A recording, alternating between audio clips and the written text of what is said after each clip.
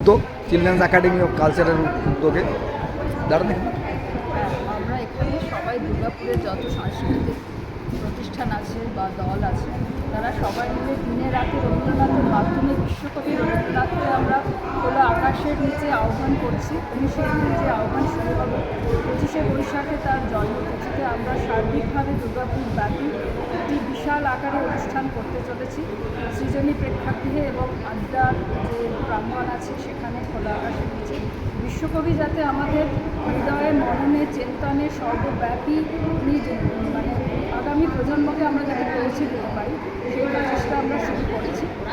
এর সাথে আমাদের কোচিং স্কুল আছেন এবং বহু মান্য ব্যক্তিত্বরা আছেন, তারা আমাদের সাথে আছেন এবং সমবেতভাবে আমরা এটা করার দায়িত্বে এসেছি এবং চেষ্টা করবো, প্রচেষ্টা চালিয়ে যাবে। এসবই শুরু 19 এপ্রিল সেই আহ্বান হবে এবং সেটা চলবে 22শে শ্রাবণ রবীন্দ্রনাথের প্রয়াণ দিবসে।